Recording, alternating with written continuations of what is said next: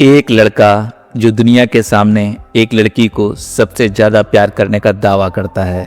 वो लड़का जिसने एक साथ जीने मरने की कस्में खाई थीं, लेकिन एक दिन वही प्यार नफरत, शक और जुनून की आग में ऐसा बदला कि उसने उसी लड़की की निर्मम हत्या कर दी। कहानी यहीं खत्म नहीं होती है। उसे मारने के बाद भी वो कमरे में बैठा रहा जैसे कुछ हुआ ही ना हो। उसने ऐसे अमानवीय कदम उठाए जिन्हें सुनकर रूह कांप जाए।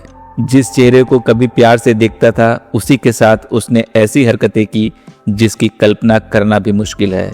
इतना ही नहीं, उसने उसकी तस्वीरों और निजी पलों को इस्तेमाल करके उसकी छवि को मिटाने की कोशिश की, मानो मौत भी उसके जुनून को शांत न कर पाई हो।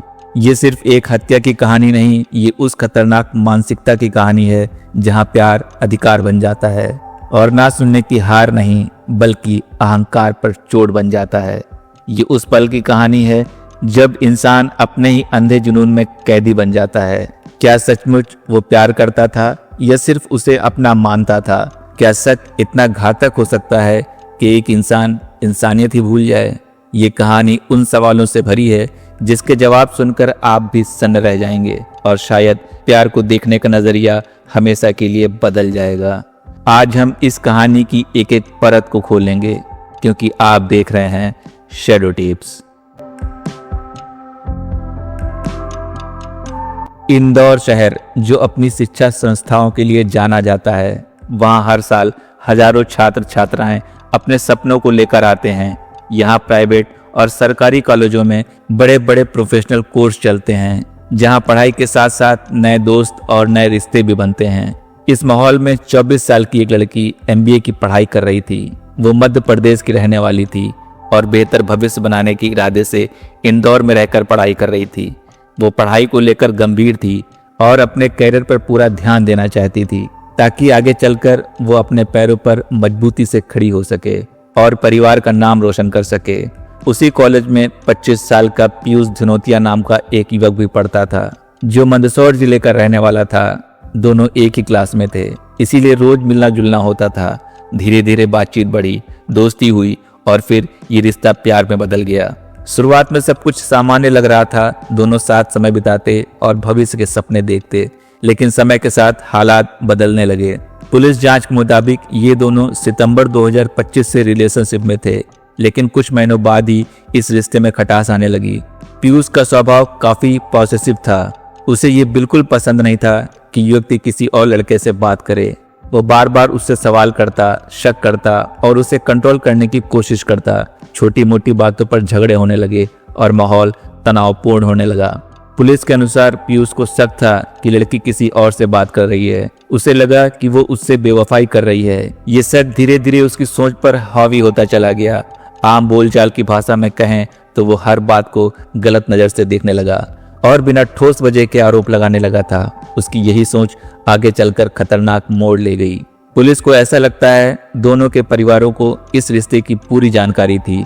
लड़की एक महत्वाकांक्षी छात्रा थी और अपनी पढ़ाई को फोकस करना चाहती थी। दूसरी तरफ पीयूष का व्यवहार धीरे धीरे बहुत ज्यादा गुस्सैल होता जा रहा था। घटना से कुछ दिन पहले दोनों के बीच अनबन काफी बढ़ गई थी। लड़की ने उससे दूरी बनाने की कोशिश की, लेकिन पीयूष लगातार उसे फोन करता और संपर्क करने की कोशिश करता रहा। यही वो पृष्ठभूमि थी जिसने एक सामान्य दिखने वाले रिश्ते को अंदर ही अंदर बेहद तनावपूर्ण बना दिया। ये कहानी साफ दिखाती है कि जब प्यार में भरोसे की जगह शक और अधिकार की भावना आ जाती है तो रिश्ता धीरे धीरे विनाशकारी बन सकता है। इंदौर के द्वारकापुरी इलाके में हुई ये घटना बेहद चौंकाने वाली थी। 10 फरवरी 2026 को पीड़िता पीयूष के बुलाने पर उसके किराए के कमरे पर गई। CCTV फुटेज में दोनों को एक साथ अंदर जाते देखा गया, लेकिन कुछ घंटों बाद पीयूष अकेला बाहर निकलता दिखाई दिया। उसके बाद जो सच्चाई सामने आई उसने पूरे शहर को झंझोर कर रख दिया। पुलिस जांच के मुताबिक कमरे के अंदर दोनों के बीच किसी बात को लेकर विवाद हुआ था। बताया गया कि पीयूष उस पर शादी के लिए दबाव बना रहा था। इसी दौरान उसने शारीरिक संबंध बनाने की कोशिश की, लेकिन पीड़िता ने साफ इनकार कर दिया क्योंकि वो ठीक महसूस नहीं कर रही थी। ये बात पीयूष को बुरी लग गई और वो गुस्से में आ गया। बहस बढ़ते बढ़ते हिंसक रूप ले गई। झगड़े के दौरान उसने पहले उसके हाथ पैर बांधे, फिर मुंह पे कपड़ा ठूंसा और गला दबा दिया। जब वो बेहोश हो गई तो उसने समझ लिया कि उसकी मौत हो चुकी है। उसके बाद उसने चाकू से उसके सीने पर वार किया, जिसमें ब्लेड टूटकर अंदर ही फंस गया। पुलिस का मानना है कि ये सिर्फ अचानक आया गुस्सा नहीं था, क्योंकि उसने उसे किसी बहाने से कमरे पर बुलाया था। घटना के बाद भी वो तुरंत नहीं भागा, कुछ समय तक वहीं रुका रहा। इस पूरी वारदात ने लोगों को हैरान कर दिया, क्योंकि आरोपी कोई अनजान अपराधी नहीं बल्कि पढ़ा लिखा युवक था, जिससे ऐसी उम्मीद नहीं की जा सकती। हत्या के बाद पीयूष का व्यवहार और भी ज्यादा चौंकाने वाला बताया गया। आमतौर पर किसी भी अपराध के बाद आरोपी घबराकर भागने की कोशिश करता है, लेकिन इस मामले में ऐसा नहीं हुआ। पुलिस के अनुसार उसने मौके से तुरंत दूरी बनाने की बजाय वहीं रुककर ऐसे काम किए जिससे उसकी मानसिक स्थिति पर गंभीर सवाल उठते हैं। बताया गया कि उसने शव के साथ बेहद आपत्तिजनक और अमानवीय हरकतें की, जो किसी भी सामान्य सोच वाले व्यक्ति के लिए कल्पना से परे हैं। इसके बाद वो कमरे को बंद करके बाहर गया, बाजार से बियर खरीदी और वापस आकर उसी कमरे में बैठकर शराब पी। पुलिस ने मौके से शराब की बोतलें बरामद की, जो इस बात की पुष्टि करती हैं कि वो घटना के बाद भी वहां मौजूद था। मामला यहीं खत्म नहीं हुआ। जांच से सामने आया कि उसने पीड़िता के मोबाइल फोन इस्तेमाल किया। उसने गूगल और यूट्यूब पर ऐसी बातें सर्च की जिसका संबंध मृतक व्यक्ति की आत्मा से संपर्क या उसे वापस लाने जैसी अवधारणाओं से था। इसके साथ ही वो तंत्र मंत्र और तथाकथित ब्लैक मैजिक से जुड़े वीडियो देखता रहा। बताया जाता है कि उसने कमरे में मोमबत्तियां जलाने और अगरबत्ती लगाने जैसी गतिविधियां भी की। पुलिस ने मोबाइल हिस्ट्री और डिजिटल रिकॉर्ड के आधार पर इन तथ्यों की पुष्टि की। ये सब दर्शाता है कि घटना के बाद भी उसे पछतावे की बजाय एक अजीब कल्पनात्मक दुनिया में डूबा हुआ देखा गया, जिसने पूरे मामले को और भी भयानक बना दिया। पीयूष यहीं नहीं रुका। इसके बाद उसने व्हाट्सएप स्टेटस, इंस्टाग्राम और दूसरे सोशल मीडिया अकाउंट से आपत्तिजनक फोटो और वीडियो शेयर किए। उसका मकसद साफ था कि पीड़िता की छवि खराब की जाए, ताकि समाज और उसका परिवार उसे गलत नजर से देखे। उसने कॉलेज के ग्रुप्स में भी मैसेज भेजकर उसे बदनाम करने की कोशिश की, जिससे वो मामले की सच्चाई से ध्यान हटाना चाहता था। पुलिस का कहना है कि ये जांच को गुमराह करने की सोची समझी कोशिश हो सकती है। इस मामले में आईटी एक्ट के तहत भी केस दर्ज किया गया। ये घटना दिखाती है कि आज के समय में सोशल मीडिया का गलत इस्तेमाल अपराध को और जटिल बना सकता है। हत्या के बाद जब पीयूष को ये अंदेशा हुआ कि पुलिस कभी भी यहाँ पहुँच सकती है, तो उसने इंदौर छोड़ने का फैसला लिया। वो जल्दीबाजी में पहली उपलब्ध ट्रेन से मुंबई निकल गया, ताकि खुद को सुरक्षित रख सके और जांच से दूर रह सके। पुलिस के अनुसार मुंबई पहुंचने के बाद वो पनवेल इलाके की ओर गया, जहां उसने कथित तौर पर फिर कुछ रिचुअल्स किए और आत्मा बुलाने जैसी गतिविधियों की कोशिश की। इधर पुलिस उसकी तलाश में जुटी थी और मोबाइल लोकेशन के जरिए उसकी मूवमेंट ट्रैक कर रही थी। आखिरकार फरवरी 2026 को उसे मुंबई के अंधेरी इलाके से गिरफ्तार कर लिया गया। इंदौर पुलिस की स्पेशल टीम ने महाराष्ट्र पुलिस के सहयोग से ये कार्रवाई की। गिरफ्तारी के वक्त उसके चेहरे पर किसी प्रकार का डर या पछतावा नजर नहीं आया। पुलिस का ये भी कहना है कि उसने आत्महत्या करने की भी कोशिश की थी। 13 फरवरी को इस मामले ने नया मोड़ लिया, जब पड़ोसियों ने कमरे से बदबू आने की शिकायत पुलिस से की। दरवाजा खोलने पर अंदर पीड़िता का शव मिला, जो बिना कपड़ों के सड़ी हुई अवस्था में था। इस दृश्य ने सभी को झंझोर कर रख दिया।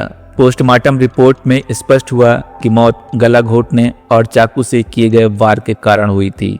जांच के दौरान पुलिस ने सीसीटीवी फुटेज, डिजिटल सबूत, शराब की बोतलें और अन्य सामान बरामद किए, जो घटना की कड़ियां जोड़ने में अहम साबित हुए। बाद में पीयूष को इंदौर लाकर क्राइम सीन का रिक्रिएशन कराया गया, ताकि पूरी घटना की पुष्टि हो सके। मीडिया से बातचीत के दौरान उसका रवैया भी चर्चा का विषय बन गया। उसने कहा, टाइम आएगा तब सबको अच्छे से कारण बताऊंगा। जरा इस क्लिप को देखिए, वो किस अंदाज से बात कर रहा है। क्या हुआ था? मारा तो लवर थी ना, फिर तो मारा?